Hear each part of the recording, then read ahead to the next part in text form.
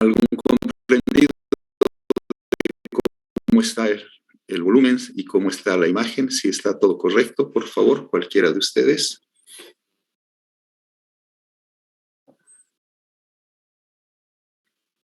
Bien. Iniciamos, por lo tanto, nuestra actividad y lo que vamos a hacer es ubicarnos dentro de todo lo que corresponde a la farmacodinamia. Vamos a ver la parte de farmacodinamia 1, vamos a ver la parte de farmacodinamia 2. El capítulo más importante en esta va a ser todo lo relacionado a la acción farmacológica. A eso entendemos como farmacodinamia. Bien, comenzamos la presentación principalmente con lo que corresponde a la farmacodinamia. Cuando hablamos de farmacodinamia, estamos hablando de dos elementos totalmente importantes, ligados y funcionales en general. La acción farmacológica, los receptores de fármacos, que es lo que vamos a ver en esta oportunidad. Esta vez, como todas las veces, desarrollamos el capítulo de farmacodinamia 1, la desarrollamos como siempre por objetivos. ¿A qué le llamamos acción farmacológica? ¿A qué le llamamos farmacodinamia? Y cómo se lo conceptualiza es nuestra base más importante para el entendimiento de este capítulo. Farmacodinamia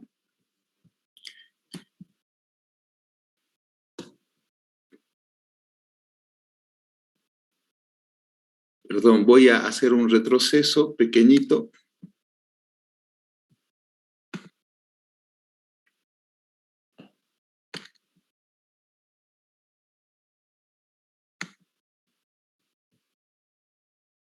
Recording in progress.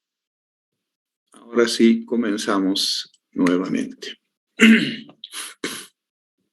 Entonces, farmacodinamia estudia la forma dinámica en que interactúan los diversos fármacos y las otras con las otras moléculas de nuestro organismo. Su mecanismo de acción sobre los receptores es el mecanismo más importante. Como ustedes pueden ver,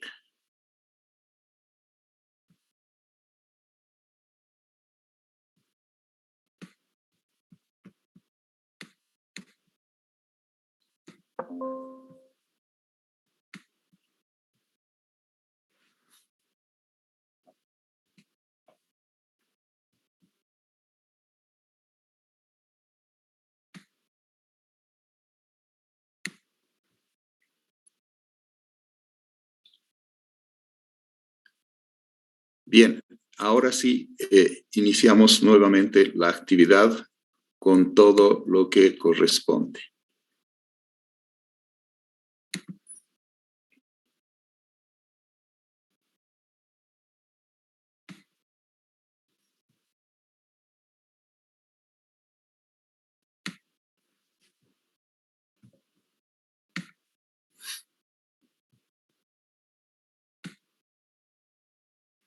Bien, entonces, decíamos que farmacodinámica estudia la forma dinámica en que interactúan los fármacos con otras moléculas del organismo, su mecanismo de acción sobre los receptores y las células de los organismos vivos, obviamente con las respuestas propias de cada uno de los organismos.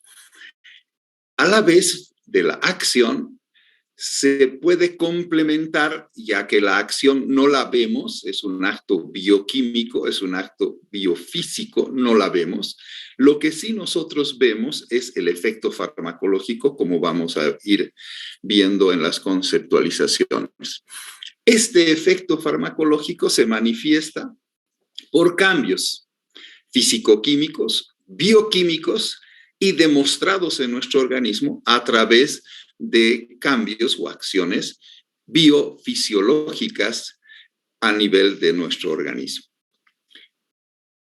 En resumen, si podríamos hacer una especie de concepto corto en el sentido de con algunas pequeñas palabras poder decir todo el conjunto, en resumen, es el fármaco lo que le hace al organismo.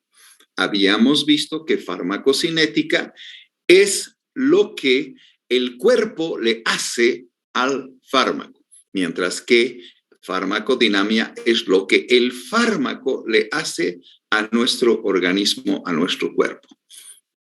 Y para esto se utilizan los aspectos y las técnicas experimentales de la biología celular, de la biología molecular, de la genética, de la fisiología, de la bioquímica, la microbiología, la inmunología, la patología y algunas otras nuevas ramas que existen dentro de la llamada farmacología.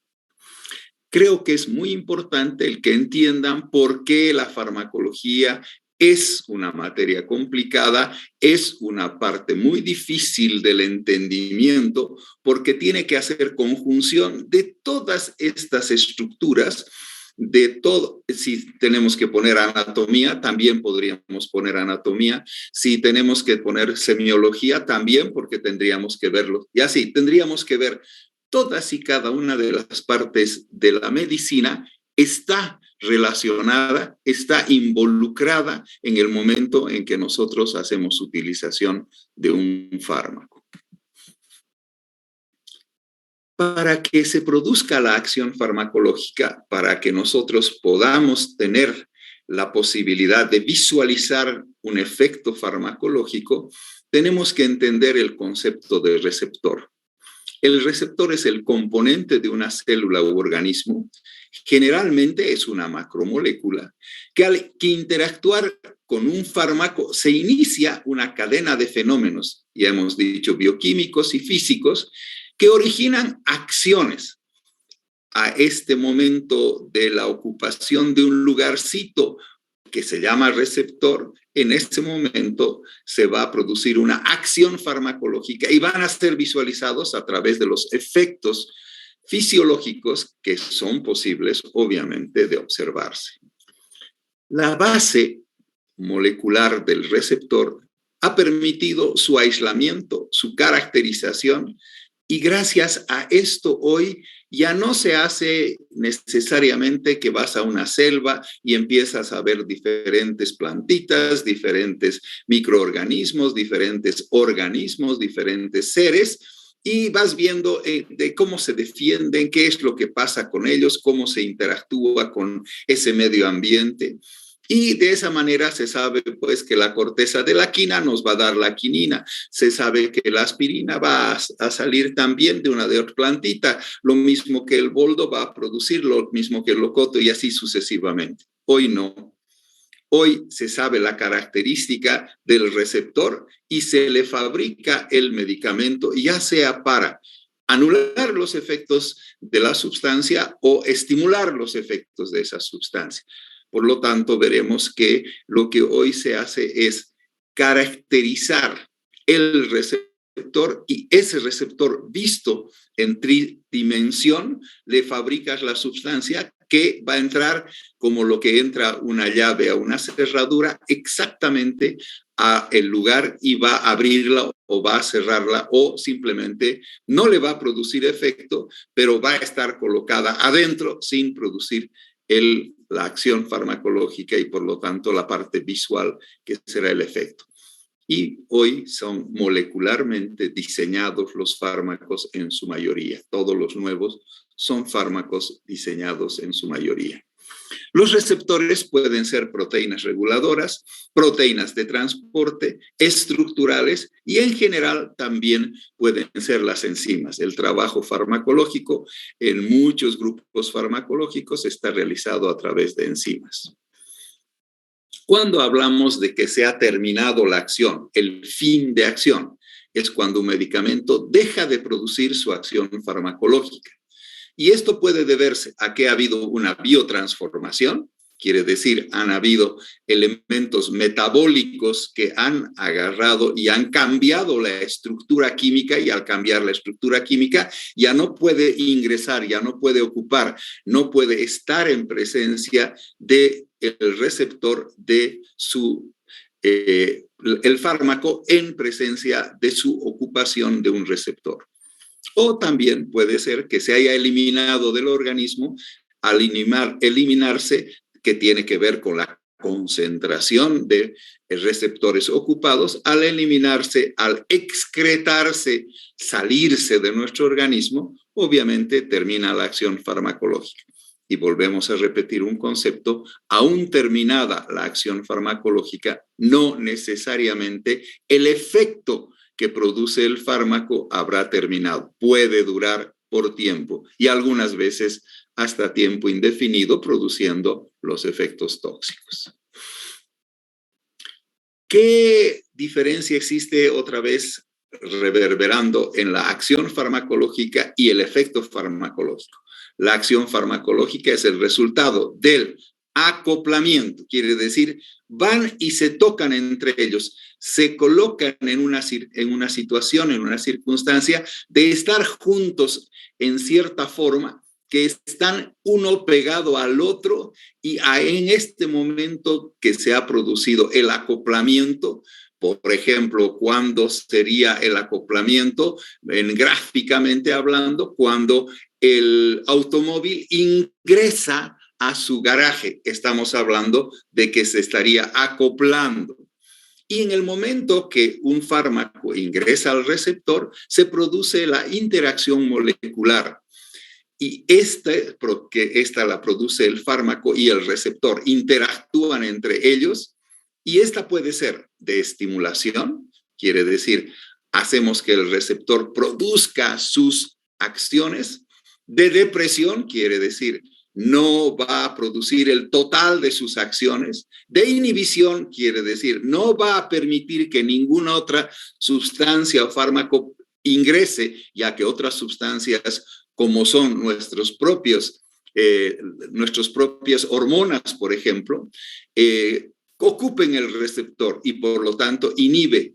O se puede reemplazar uno por una forma, de otro por otra forma, y esto le da sus características especiales a la interacción. A todo este proceso en el cual uno ingresa, se acopla con el otro y se interactúa, a todo este proceso se lo llama también biofase.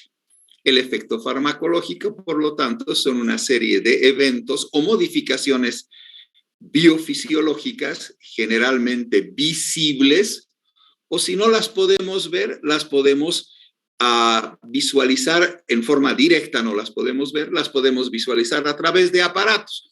Por ejemplo, lo que sucede cuando una agujita del electrocardiograma nos hace el trazo de nuestro funcionamiento eléctrico del corazón. Entonces, el efecto puede ser lo que vemos: estabas tosiendo, dejas de toser, efecto.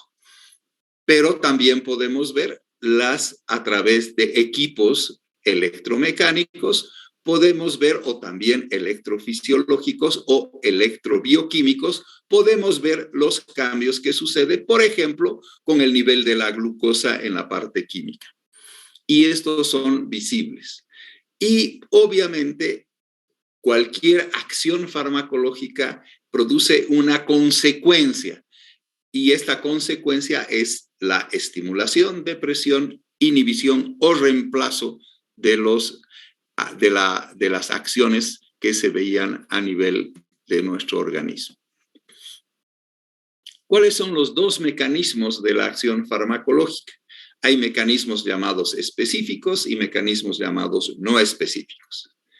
La acción farmacológica específica está producida cuando el fármaco ocupa un receptor y el receptor y el fármaco, interaccionan gracias a la afinidad que tienen, lo cual vamos a, en este capítulo, ver su concepto, a la selectividad, a la eficacia, a la potencia que tiene y a la sensibilidad.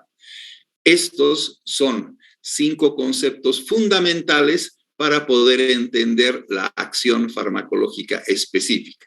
Y por lo tanto producen acciones farmacológicas que son muy características.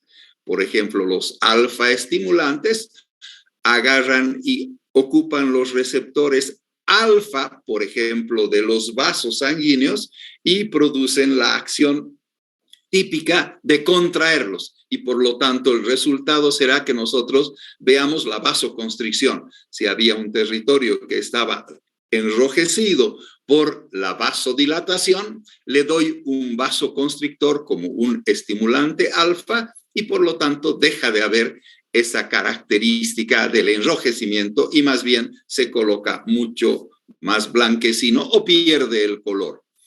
Al revés, los beta bloqueadores en general, dependiendo del lugar, si es los vasos del riñón, los vasos del hígado, los vasos en el corazón, los vasos en la parte de la piel, van cambiando obviamente en el número de receptores que tengan y lo veremos en un capítulo posterior.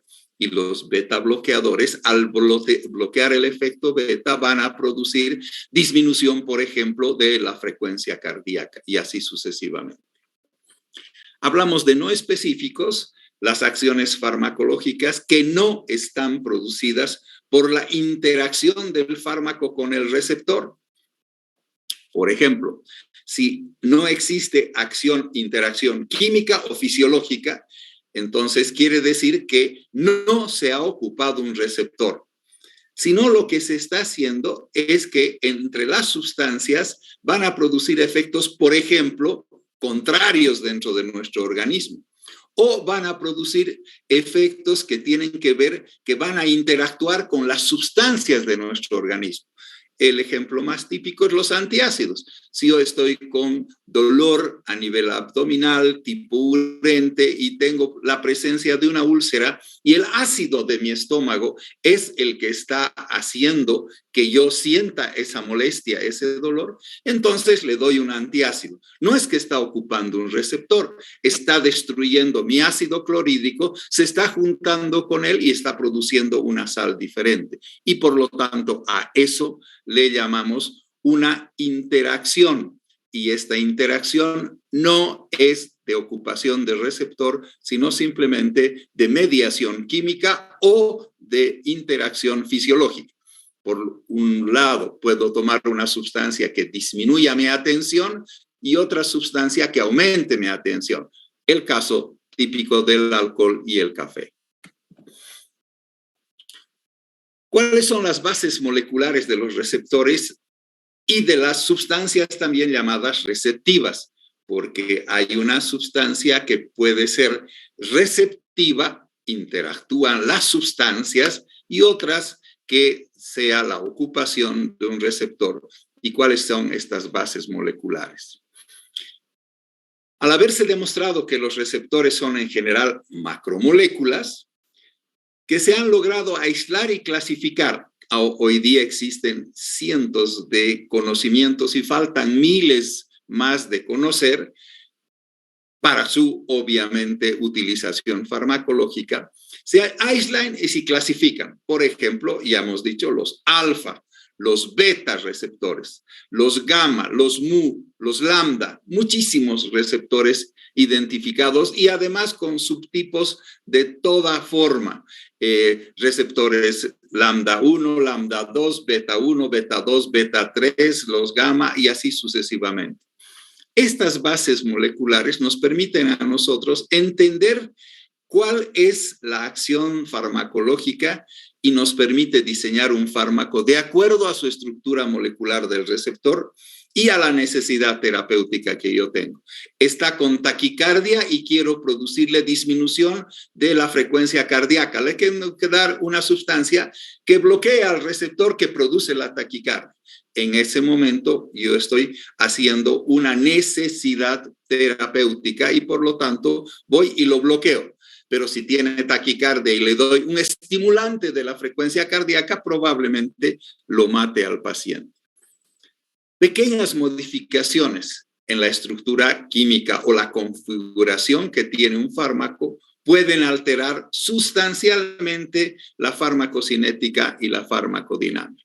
Por lo tanto, pueden disminuir su absorción, aumentar su absorción, unirse a las proteínas plasmáticas en mayor porcentaje o en menor porcentaje y producir acciones farmacológicas, una farmacodinámica de antagonismo o podría ser una acción farmacológica de agonismo, haciendo de esta forma acciones farmacológicas, efectos que son los visibles, totalmente diferentes, contrapuestos y en otro caso complementarios. También existen sustancias llamadas receptivas y receptores, obviamente que son las llamadas macromoléculas. Cuando son macromoléculas que tienen una estructura química específica y que interactúan con diferentes sustancias químicas, ya sean estas endógenas, quiere decir están dentro de nuestro organismo, o exógenas, por ejemplo, la comida es una sustancia exógena, endógena las hormonas que produzco. Se producen fenómenos bioquímicos específicos. Estos fenómenos bioquímicos específicos pueden ser de estimulación, pueden ser de depresión o de inhibición de las acciones fisiológicas. Les recuerdo a los estudiantes que las preguntas se hacen y se responden al final del capítulo de farmacodinámica. Tenemos un tiempo específico para eso. Si habría asistido a la clase de farmacocinética, hubiéramos visto que dejamos 15 a 20 minutos para que hagan las preguntas y lamentablemente no hubo más que una pregunta y así perdimos el tiempo. Por eso solo se hace al final. Existen 4 clases de receptores farmacológicos. Estos receptores pueden llamarse proteínas reguladoras, proteínas transportadoras, proteínas estructurales y también pueden ser las llamadas enzimas que ya hemos visto en anterior acápite. La distribución en el organismo de diferentes tipos de receptores y distintas formas de receptores está determinada genéticamente. Y hoy día la genética entra en la farmacología en una forma como antes la bioquímica molecular ha sido el boom de la farmacología. Hoy la llamada farmacogenómica está diciendo el nuevo boom de la farmacología. Es un capítulo que ya viene en nuestro texto de consulta en cualquier libro de farmacología, introducida desde hace algunos años, pero que lamentablemente por ahora no la llevamos adelante y es todo un capítulo hoy del libro de farmacología al terminar la parte de farmacología general, que es la farmacogenómica. Una persona genéticamente puede estar condicionada por su genética familiar a reaccionar de una forma totalmente diferente que lo que está la población en general. Para mí muy conocido, cuando mi padre, también médico, tomaba un fármaco que era para sedar, cualquiera de nosotros estaba totalmente sedado con esa sustancia, y a él lo excitaba. Y cuando averiguamos, al abuelo le pasaba exactamente lo mismo, y probablemente le pasa a alguno de los nietos, a alguno de los familiares, lo mismo que al otro, porque es una carga genética que se va manifestando de acuerdo como la genética a la impresión mayor que tenga o a la modulación mayor que tenga. Por lo tanto, hoy se sabe que hay gente que reacciona muy bien ante ciertos fármacos antioncológicos y otra muy mal. Y ahora no solo se estudia cómo actúa, sino también qué composición genética tiene para esta acción farmacológica. Vemos también que diferentes enlaces químicos de los fármacos con el receptor van a condicionar diferentes formas de acción farmacológica. Por ejemplo, los enlaces covalentes son unos enlaces muy fuertes en su unión y por lo tanto la acción farmacológica no va a ser reversible, van a ser irreversibles. También existen enlaces llamados electrostáticos. Los electrostáticos varían desde la unión relativamente fuertes entre las moléculas por la carga iónica que tienen en forma permanente, llamados enlaces iónicos, hasta enlaces que son bastante más débiles, por ejemplo, los llamados enlaces hidrógeno, que se ven a nivel de los puentes que existen entre cada una de las moléculas y que conforman una sustancia dentro de nuestro organismo.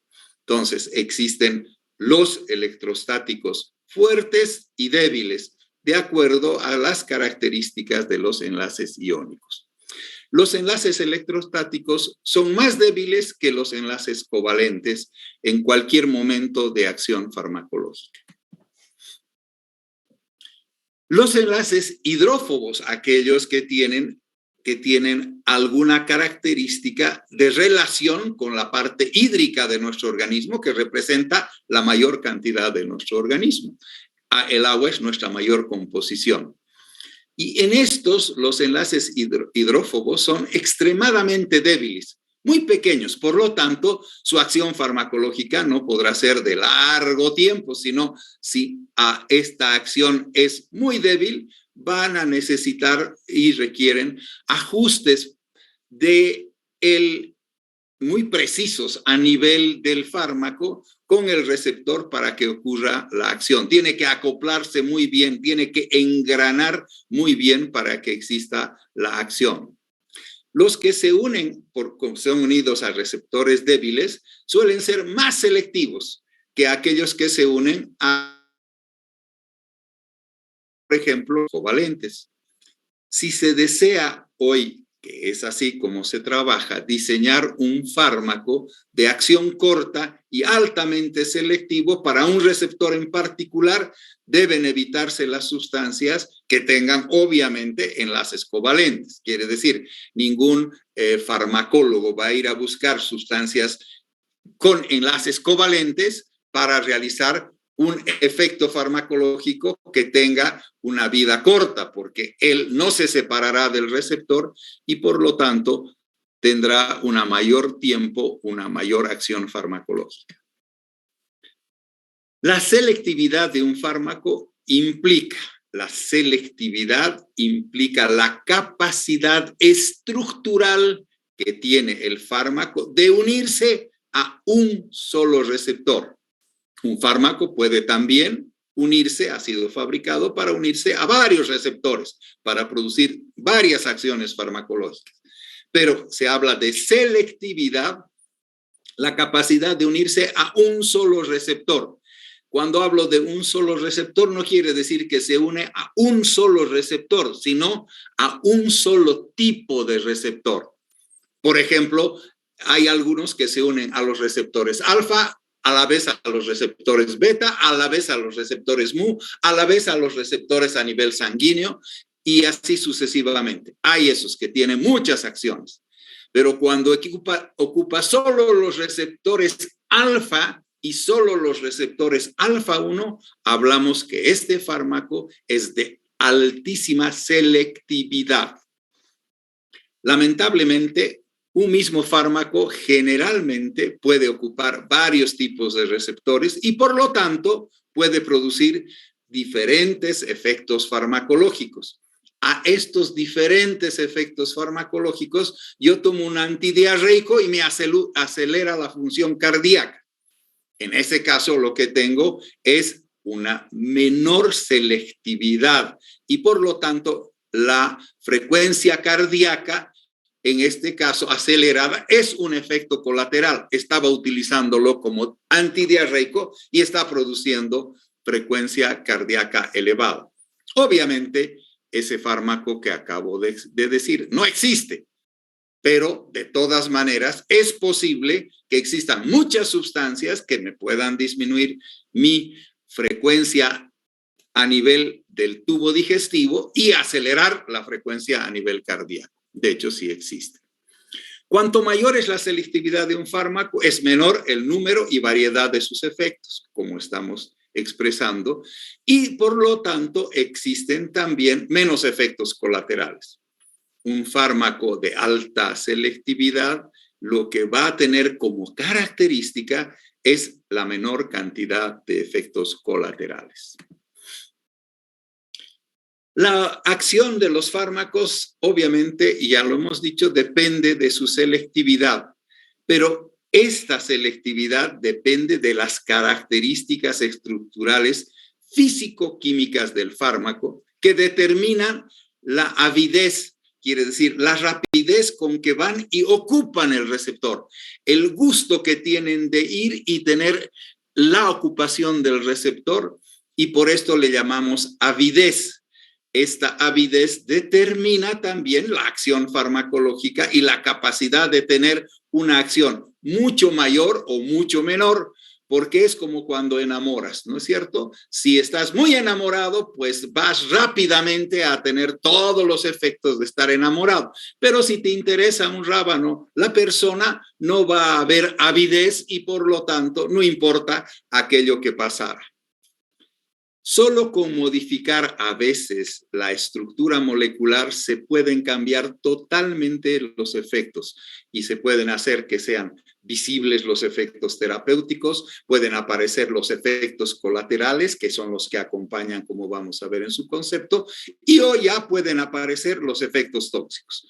Estos tres tipos de efectos pueden estar juntos en general en los fármacos. Un fármaco puede producir efectos terapéuticos, colaterales y tóxicos a la vez, y será un fármaco más utilizado terapéuticamente o menos utilizado terapéuticamente por sus efectos colaterales y tóxicos. Bien, pasamos a expresar el concepto de afinidad. La afinidad es la capacidad o la facilidad que tiene un fármaco, de acuerdo a su estructura química siempre, para ocupar un receptor determinado. Y por lo tanto, el rato que lo ocupa, forma el complejo fármaco-receptor. Cuando lo ocupa y forma el complejo fármaco-receptor, le permite ocupar rápidamente y fácilmente. Por lo tanto, tendrá mayor facilidad y eso se llamará afinidad. Y cuando ocupa rápida y fácilmente un mayor número de receptores, tiene mayor afinidad. Y cuando una sustancia tiene mayor afinidad por un receptor, esta desplaza a la que tenía menor afinidad. Cuando enamoras con dos, tienes más afinidad con uno y al otro lo desplazas. Esa es lo que pasa normalmente también con los fármacos. El de menor afinidad o el de menor bolsillo o el de menor características de encanto está desplazado por aquel que tiene mayores características de encantamiento si hablamos de los seres humanos. en el sentido de amistad, en el sentido de relacionamiento.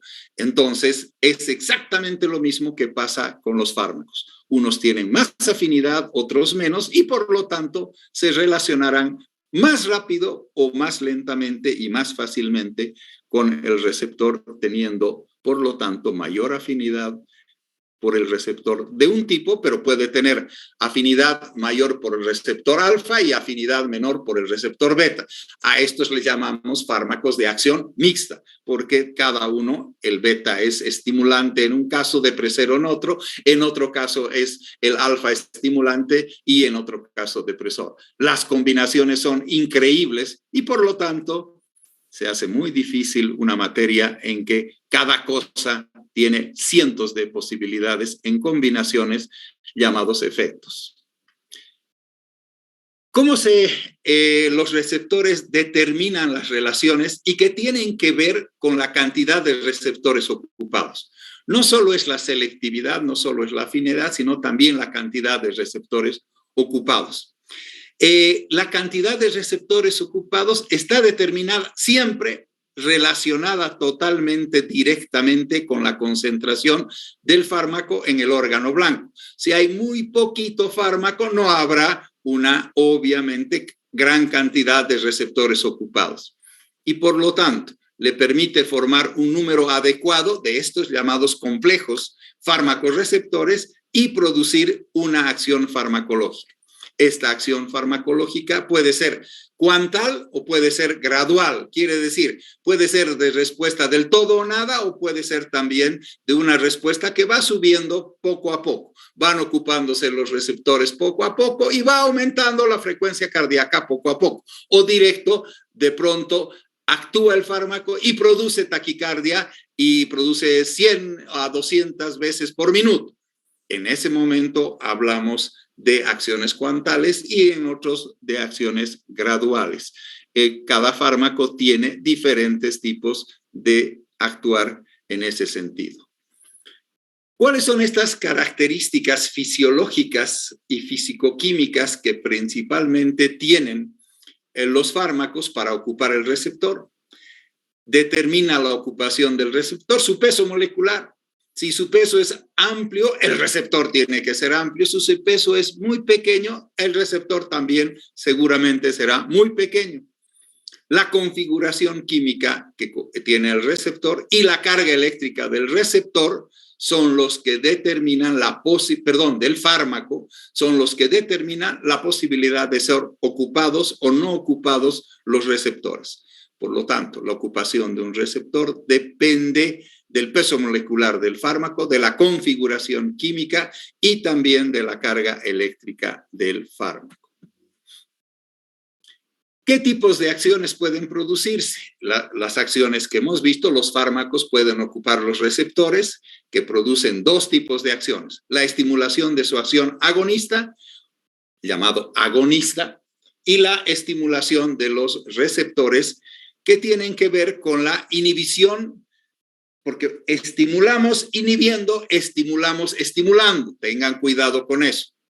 Se estimula al agonista y se estimula produciendo inhibición también, pero también se puede inhibir al receptor. Cuando se inhibe al receptor, estamos hablando de antagonismo. Cuando se estimula al receptor, estamos hablando de agonista. Quiere decir, está aumentando su acción farmacológica y está inhibiendo. Si está inhibiendo, está actuando como antagonista. Y ciertos fármacos en un lugar son agonistas y en otro lugar son antagonistas. En un órgano producen agonismo y en otro órgano antagonismo. Imagínense la cantidad de posibilidades de poder actuar a través de la farmacología y la posibilidad de la cantidad de efectos que tenemos que conocerlos, porque si no estaríamos produciéndole más enfermedad al paciente que el paciente tenía cuando vino a nuestra consulta. La ocupación de un receptor por un antagonista farmacológico puede ser ocupación competitiva, no competitiva, reversible o irreversible. Ya entenderán que si tengo una estructura covalente, uniones covalentes, probablemente su acción más importante será irreversible. Si es muy débil, su acción será reversible. Bien. Los conceptos de agonista y antagonista. Agonista es la sustancia que se une al receptor, produciendo un estímulo del receptor que aumenta sus acciones y por lo tanto sus efectos, que es lo que vemos. Los antagonistas es la que se une al receptor, no produciendo una interacción ni una acción farmacológica. Por lo tanto, se anulan las acciones del agonista que hubiera habido, que puede ser endógeno o exógeno, y produce el efecto farmacológico, que es lo que vemos. Si le doy una sustancia que disminuye la frecuencia cardíaca, pues yo voy a ver como efecto farmacológico, lo voy a tocar en el pulso, lo voy a ver en el electrocardiograma y el efecto será bradicardia, por ejemplo, o disminución de 120 que tenía por minuto a 70, 60, 40, que será en el caso de 40 bradicardia. Existen también diferentes tipos de antagonistas. ¿A qué le llamamos diferentes tipos de antagonistas?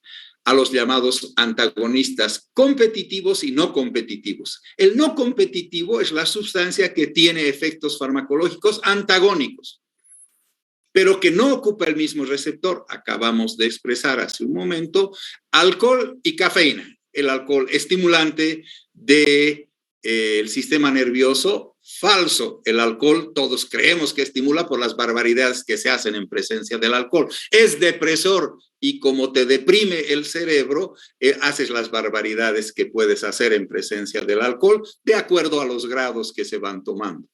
Y la cafeína, todo café es estimulante. Si no quieres dormir, tómate cafeína porque te va a estimular la posibilidad a nivel cerebral y tú no vas a dormirte. A esto se llama antagonismo.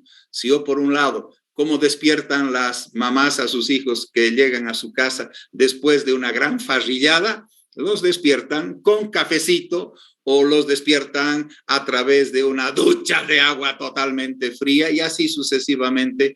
Cada familia tiene alguna idea respecto a este antagonismo no competitivo.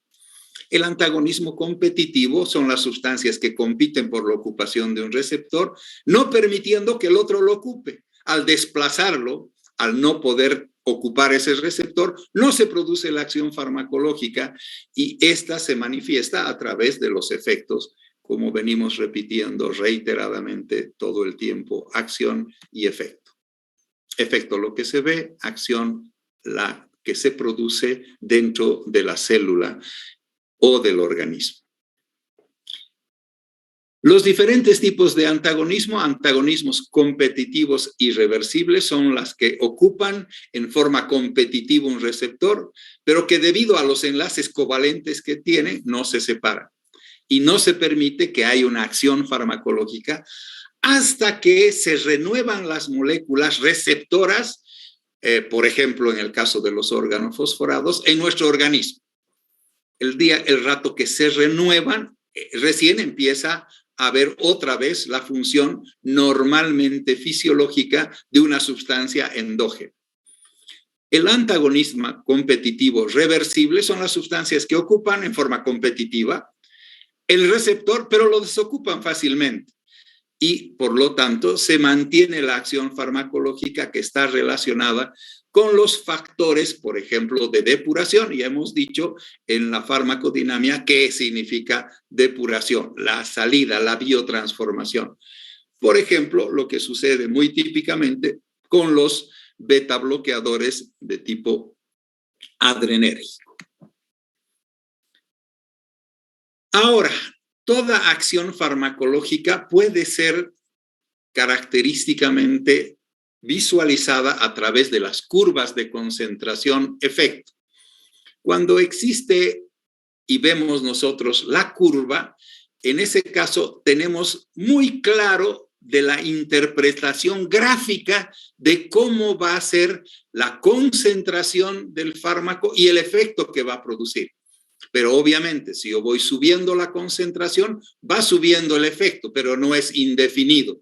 En algún momento la concentración llega a producir un efecto que se vuelve en meseta. Ya quiere decir que a mayor concentración no pasa nada. esta curva me permite a mí visualizar el comportamiento del medicamento respecto a los agonistas del receptor. Por lo tanto, la concentración de un fármaco produce al principio un efecto directamente proporcional a la concentración, pero a medida que aumentamos la dosis, el efecto disminuye hasta no producirse más efecto, debido a que ya todos los receptores están ocupados. Pero estas mayores dosis son inútiles y cuando yo me equivoco, le doy una dosis que no corresponde, demasiado alta, lo único que voy a producir no es mejor efecto ni mejor sanación, entre comillas, del paciente, sino lo que voy a producir es simplemente aumento de su toxicidad y en algún momento esta sea mortal. Es esta la representación típica de la curva dosis-efecto, donde nosotros podemos ver en un lado que van lo que corresponden a las dosis efectivas 50, a la mitad de la dosis estoy viendo cuánto está produciéndose, también el porcentaje de individuos que responden. Cuando el 50% de personas han respondido, tengo la dosis efectiva 50. A esto también se lo relaciona con algo que tiene que ver con la parte farmacológica. Esto quiere decir el índice terapéutico. El índice terapéutico no es más que la dosis total 50, tóxica 50, dividida en la dosis efectiva 50.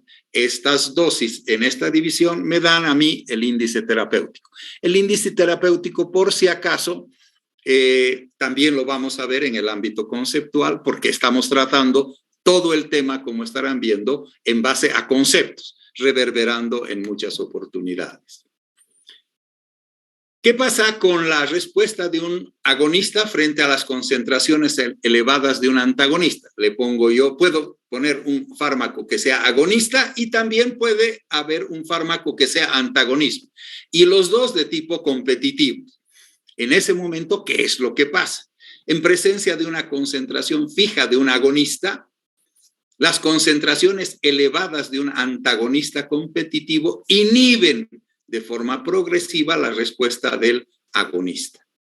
Si yo le doy un estimulante, si le doy yo ahora un antagonista depresor, en ese momento el antagonista competitivo va a disminuir la acción del agonista, en general fisiológico, endógeno de nuestro organismo. Las concentraciones elevadas de un antagonista tipo competitivo impiden producir una respuesta farmacológica o una respuesta fisiológica de tipo completo. Aquí está el fármaco A, que tiene a pequeña dosis, abajo está la concentración, por lo tanto, obviamente determinada por la dosis. El fármaco A tiene una respuesta farmacológica importante, igual que el C y el D. El fármaco B tiene una respuesta menor, pero el fármaco menor trabaja a una concentración también menor. Pero aunque aumentes a lo que quieras aumentar, el fármaco B no va a producir la misma respuesta farmacológica que el grupo A y C, mientras que los otros van a necesitar mayores cantidades de dosis. O como verán en la curva D está expresando que en algún momento comienza abajo la curva y termina arriba. Y la acción, como verán ustedes, es casi vertical, quiere decir, a muy poca diferencia de fármaco, concentración, va a haber mayor acción farmacológica, pero rápidamente se estará produciendo la meseta. Las acciones farmacológicas implican, el antagonismo tiene implicaciones sobre el uso de un antagonismo farmacológico competitivo y un antagonismo farmacológico no competitivo. El grado de inhibición que produce un antagonista depende de la concentración del antagonista no unido. Y por lo tanto, a dosis fija de un antagonista competitivo se tiene amplias variaciones terapéuticas, por lo que se debe ajustar siempre la dosis en forma individual. Otra vez, no existen enfermedades, sino enfermos. Cada uno debe ser tratado en forma individual si se va a tratar terapéuticamente hablando con un fármaco a un paciente A. La misma dosis a un paciente B puede ser de acción de resultado-efecto totalmente diferente. Las concentraciones del agonista, debido a que existen receptores endógenos, nosotros somos puras sustancias químicas, obviamente, que compiten por la unión de los receptores, puede variar de acuerdo a los diferentes estados fisiopatológicos. Si yo estoy con fiebre, no es lo mismo que si no estoy con fiebre, la acción de un fármaco, lo que influye obviamente totalmente en la respuesta terapéutica. Si le doy un antipirético al que no tiene fiebre, no es que le va a disminuir su temperatura corporal, obviamente. Los antagonistas competitivos irreversibles, debido a su afinidad y formación de enlaces covalentes, antagonistas competitivos irreversibles, igual enlaces covalentes, tienen una duración de acción independiente de la velocidad de depuración y dependiente de la renovación de las moléculas receptoras. Entonces está muy claro que la velocidad de depuración es independiente de la velocidad de depuración, es independiente para la duración, mientras que dependiente de la renovación cuando hablamos de antagonistas competitivos irreversibles que son con enlaces covalentes. Acá están las curvas, van demostrando a la consecuencia del agonista y los actos del agonista a nivel endógeno y se van produciendo las diferentes curvas. En ausencia de antagonista o en desplazamiento que produce el antagonista o las concentraciones cada vez más altas, van habiendo diferentes tipos de curvas con características especiales. Estos temas, particularmente de la explicación clara de las curvas y demás, es un acto que debería y que se hace, de hecho, en las prácticas. Agonistas parciales, agonistas totales y antagonistas competitivos puros son diferentes tipos claramente determinados de conceptos. Los agonistas parciales, aunque modifican la conformación del receptor, no lo activan totalmente y producen una respuesta menor a la respuesta máxima. Esto no se debe a una menor o mayor afinidad por los receptores, ni a una ocupación parcial de los receptores, sino a que tienen una eficacia disminuida. Otro concepto. Un fármaco también tiene que ver con su eficacia. Se le llama agonista parcial aquel agonista que tiene obviamente una respuesta menor, que no tiene que ver con la afinidad ni con la ocupación parcial y por lo tanto tiene que ver con su eficacia disminuida. Es como cuando doy un golpe boxeador, unos golpean, le golpean en la quijada del individuo, pero si es el Mike Tyson el que le golpea, la eficacia de su golpe es knockout seguro, que no es lo mismo que si probablemente sea un boxeador de los novatos. Va a golpear varias veces en su quijada, pero no va a ser tan eficaz como va a ser eficiente, en este caso, no va a ser como es el Mike Tyson cuando golpea. Por lo tanto, los fármacos tienen diferentes acciones farmacológicas en sus resultados, en sus curvas, de acuerdo a su eficacia. Farmacológicamente, quienes se parecen a los agonistas parciales, parecería que estás utilizando un antagonista competitivo, pero no es cierto. No está yendo a ocupar el lugar del receptor competitivamente, sino su eficacia está disminuida.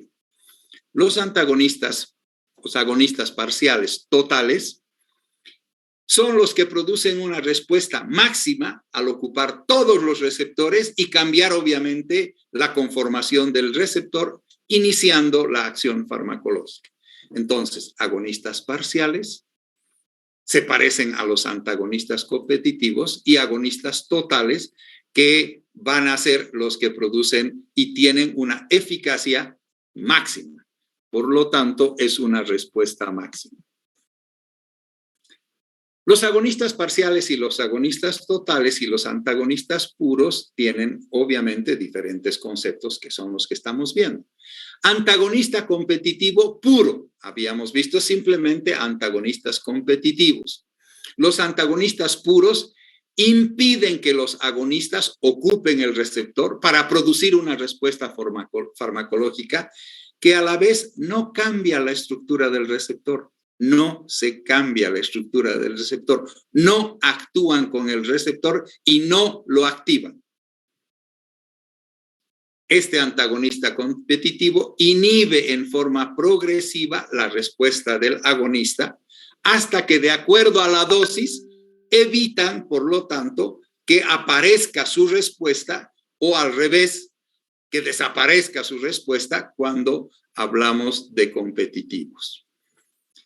Como verán, cada vez que avanzamos un nuevo objetivo, la materia se va complicando, los conceptos se van complicando y si no los tienes claros, si no lo has estudiado a profundidad, es obvio que será muy difícil la combinación de una pregunta de un examen para ser respondida muy fácilmente como 2 más 2 es 4. En farmacología, 2 más 2 no siempre es 4 porque depende de si eres agonista, antagonista, puro, competitivo, no competitivo y así sucesivamente. Bien, para entender también esto de los antagonistas, también tenemos que entender los diferentes momentos de la acción farmacológica. Habíamos dicho el término acoplamiento, que en conjunto les había explicado que se llamaba biofase. Pero, ¿qué es específicamente el acoplamiento? Es el proceso de transducción entre la ocupación de los receptores y la respuesta del fármaco. Su eficacia está determinada por el ambiente iónico, por los componentes celulares y obviamente por las características físico-químicas del receptor. Mientras que eficacia es la relación entre la ocupación de los sitios de los receptores y la respuesta farmacológica.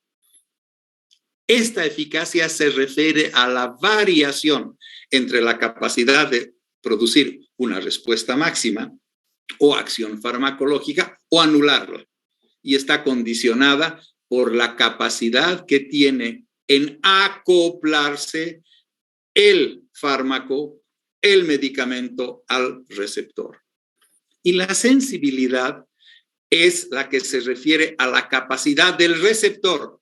La eficacia es del fármaco. La sensibilidad es del receptor.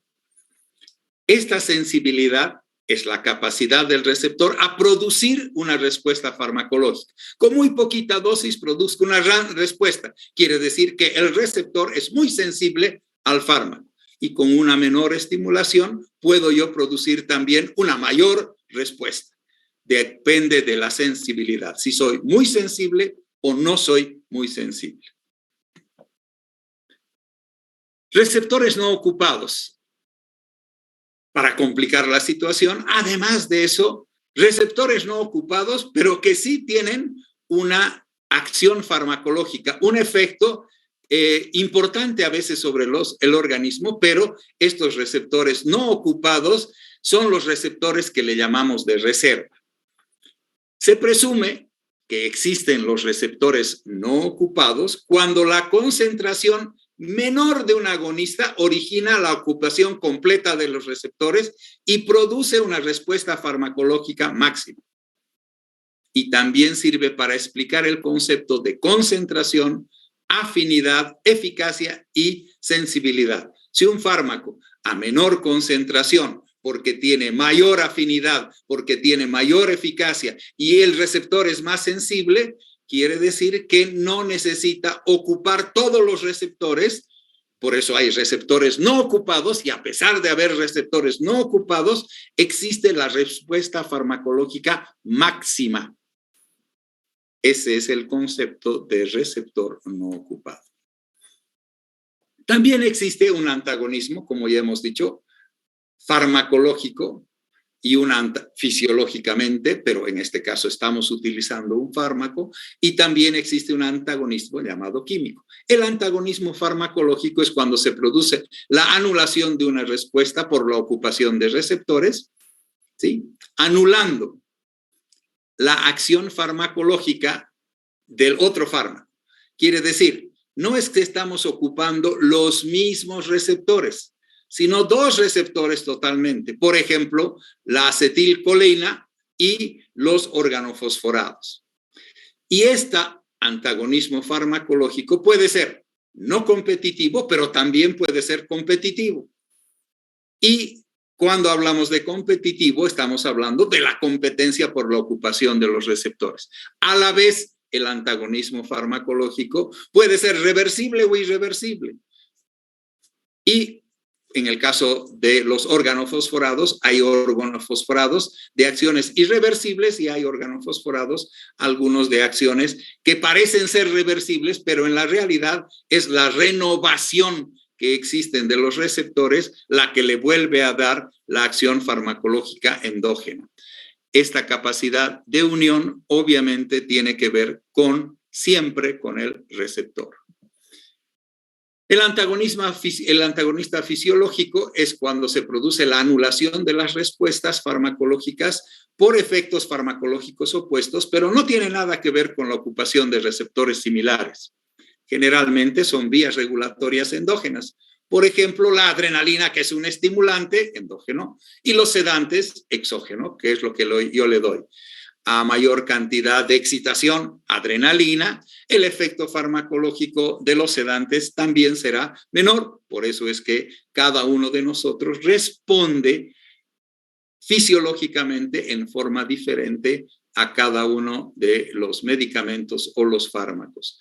Entonces, antagonismo fisiológico es lo que mi cuerpo reacciona frente y compensa, antagoniza su efecto al que le estoy poniendo, que es de hecho un fármaco. En el caso de farmacológico, son dos sustancias que compiten. En el caso del fisiológico, una es nuestra y otra es la externa. Antagonismo químico es cuando se inactiva la respuesta por la ocupación competitiva que tienen los receptores. Perdón, no por la ocupación competitiva, por eso es antagonismo químico. Competitiva de los receptores, sino por la inactivación química entre las diferentes sustancias al crearse un compuesto inerte. Por ejemplo, el antiácido, entra el ácido clorhídrico con el calcio, con el magnesio y demás, se va a producir una sal, se consume el ácido y por lo tanto va a haber un trabajo bioquímico, un trabajo químico. A esto le llamamos antagonismo químico. Y por lo tanto, no se produce acción farmacológica, pero sí se ve efecto. Una demostración de que puede no haber acción de un receptor, pero sí hay un efecto farmacológico. Los antídotos son sustancias o fármacos que actúan para revertir el efecto tóxico, como antagonistas, ya sean fisiológicos o antagonistas químicos. En general, son utilizados para revertir la acción, en general, de venenos minerales, plomo, por ejemplo, o otras sustancias, o venenos de los animales, las víboras, los sapos, las plantas y así sucesivamente. Expresará el concepto de clasificación farmacológica de acuerdo a los receptores. Existen acciones farmacológicas que se producen debido a ocupaciones selectivas de los receptores y de la estructura química de los antagonistas y de los antagonistas. Puedo ocupar en forma selectiva, sea de los agonistas o de los antagonistas. Por lo tanto, los que tienen la misma estructura química de base se los puede agrupar, clasificar de acuerdo a su acción farmacológica y están expresadas de acuerdo a la ocupación de cierto tipo de receptores. Por ejemplo, los estimulantes beta 1, los bloqueantes beta 1. Por lo tanto, en un caso serán estimulantes y en otro caso podrán ser bloqueantes. Puedo hacer, por lo tanto, también en ese caso, si le pongo un beta 1 estimulante y un beta 1 bloqueante, en ese momento estaré contraponiendo o estimulando, agonizando las acciones farmacológicas. La relación entre dosis y respuesta clínica, de acuerdo a la potencia del fármaco y a su eficacia máxima, se puede producir diferentes tipos de curvas de respuesta clínica de acuerdo a la dosis utilizada en cada usuario. Por lo tanto, volvemos a repetir, no existen enfermedades, sino enfermos. El paciente reacciona, cada uno tiene su misma característica de reacción. El fármaco es potente cuando produce eficacia máxima y se pueden producir diferentes tipos de curvas de acuerdo a cada uno de los usuarios o pacientes. Para una respuesta terapéutica adecuada, ya no estamos hablando de máxima, mínima, agonizada o antagonizada, sino la adecuada, la del paciente en particular, se debe tomar en cuenta la interacción con los receptores, la interacción con el fármaco, la variación en su sensibilidad, en su potencia, en su eficacia máxima. Por lo tanto, se verá que un fármaco tiene demasiadas variables para saber cómo exactamente va a producir su acción y su efecto en un paciente X. En general, las curvas nos muestran la acción en poblaciones. Pero los pacientes son parte de una población, pero no sabemos en la curva en qué parte de la población están, en los que actúan con gran afinidad, que tienen alta sensibilidad, potencia y así sucesivamente. Cada paciente reacciona en forma particular a la acción de un fármaco. Potencia farmacológica, ¿cuál será, por lo tanto, su concepto? Es la característica del fármaco, cuanto a menor dosis, por lo tanto, menor ocupación de receptores, produce una mayor acción farmacológica. Y está determinada por la afinidad con el receptor y demostrada por su ubicación en la curva, en el eje de las abscisas, y es relativamente influenciada por la vía de administración, por la capacidad de absorción, por su distribución, por su depuración a nivel de sangre o a nivel del sitio de acción, por toda la farmacocinética. Y está relacionada para ser visualizada en las curvas con lo que se llama la dosis efectiva 50. A la vez, la potencia farmacológica que tiene eficacia máxima es la capacidad, la eficacia máxima es la capacidad de producir una respuesta máxima que se puede alcanzar con dosis que son acumulativas y que están determinadas por las características del receptor, pero limitadas por los efectos tóxicos. El momento en que aparece un efecto tóxico, ya estamos diciendo que no solo existe la eficacia máxima, sino que estamos pasando también a el efecto tóxico del fármaco. O sea, la eficacia máxima es hasta donde podemos llegar en los efectos y acciones farmacológicas y no hayan aparecido los efectos tóxicos. ¿Cómo se pueden caracterizar en las representaciones gráficas la relación del efecto de un fármaco en función de la dosis y concentración? Pues las curvas están hechas y pueden haber escalas lineales o escalas aritméticas, tomando en cuenta la forma hipérbola rectangular que tiene toda curva de representación cuando nosotros estamos hablando de las características de un fármaco a nivel de dosis-concentración.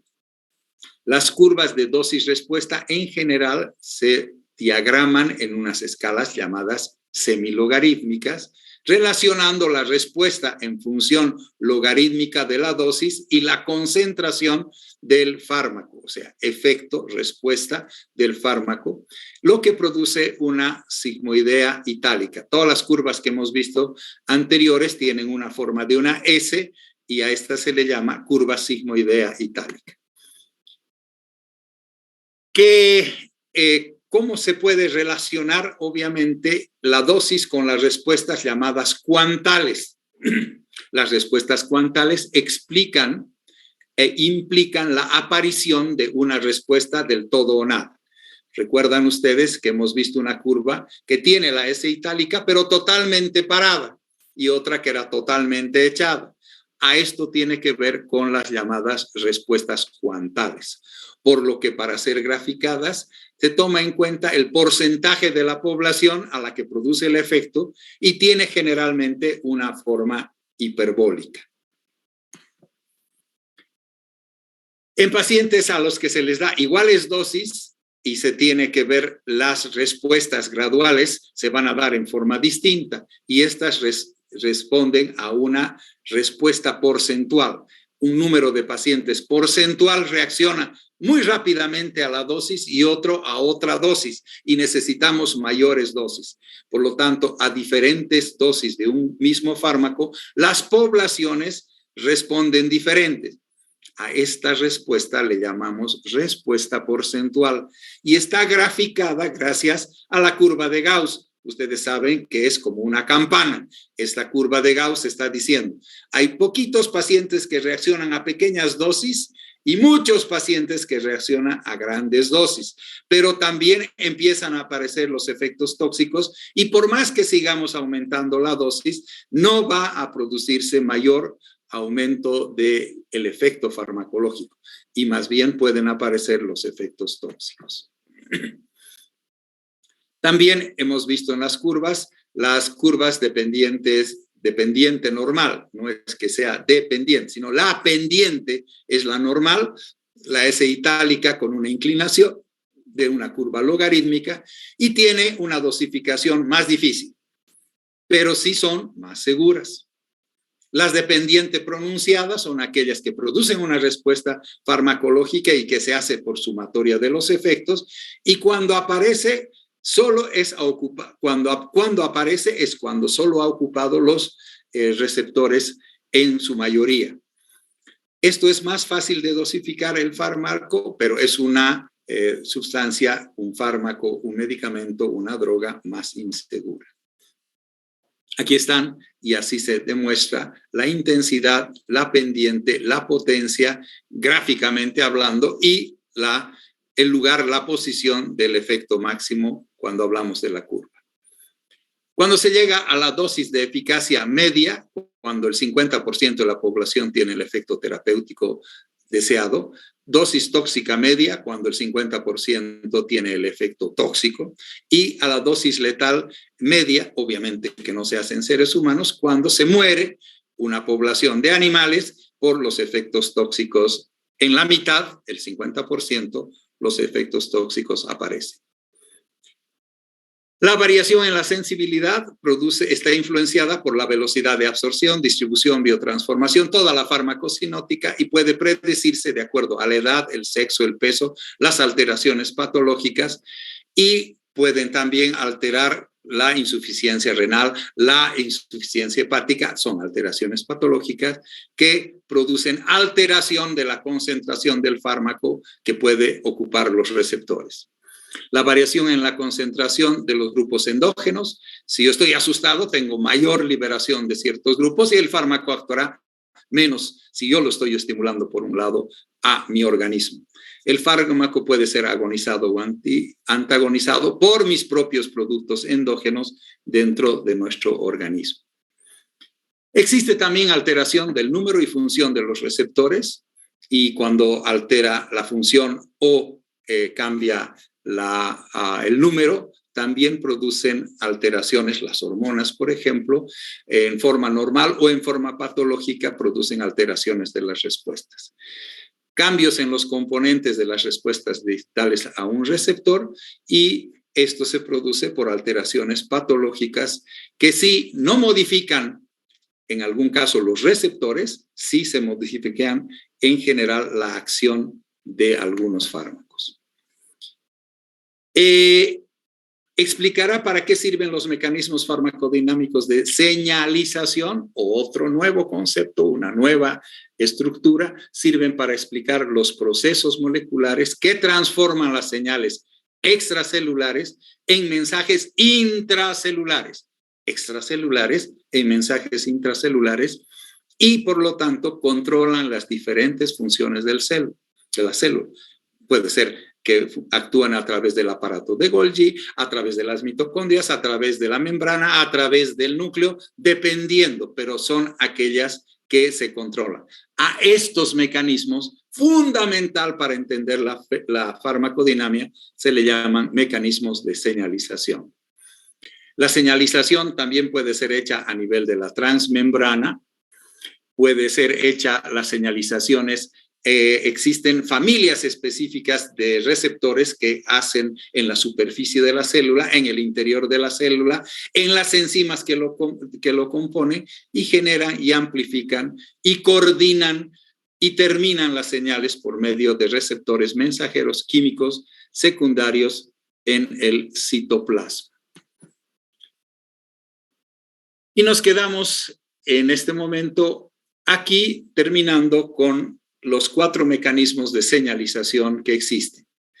Receptores intracelulares que están regulados por las expresiones genéticas, por lo tanto, diferentes formas a respuesta de los corticoides. Enzimas transmembranas reguladas por ligandos, respuesta, por ejemplo, de la insulina. Canales de señalización con compuertas ligando, por ejemplo, la acetilcolina, y proteínas G y mensajeros secundarios que tienen que ver con el AMP cíclico. Estos son los mecanismos de señalización que existen y los vamos a ver a posteriori. Aquí quedamos, son las 8 en punto y por lo tanto dejamos para terminar farmacodinamia 1 en una parte de la clase de mañana y luego vamos a hacer farmacodinamia 2 y luego vamos a llegar al día miércoles a terminar farmacodinamia 2 y tratar de responder a través de la presentación de un mapa conceptual de resumen. Vamos a tratar de responder todas las preguntas que ustedes tuvieran. Muy bien, son las 8:01 y estamos terminando nuestra clase de farmacología del día de hoy. Muy buenos días, muchas gracias y nos vemos mañana a tempranas horas. Hasta luego. Buenos días nuevamente.